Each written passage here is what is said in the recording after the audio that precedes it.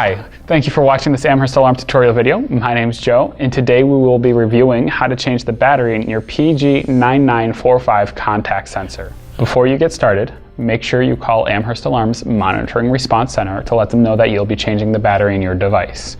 When you change the battery, it is going to send a tamper alarm to your keypad and to the Monitoring Response Center. Let's get started. This is the PG9945 contact sensor.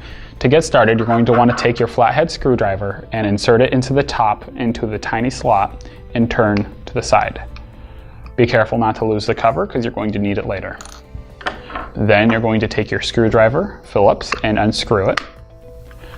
Gently pull the cover away from the wall. And here you will see a CR123A lithium battery. You're going to want to replace it with a CR123A lithium battery as well. To remove the battery, just gently pull it away from the device. And then to put it back, you're going to want the positive facing down and the negative facing up. There's also indications on the device to show you which way to insert the battery. Gently just push it back toward the device. Then you're going to take your cover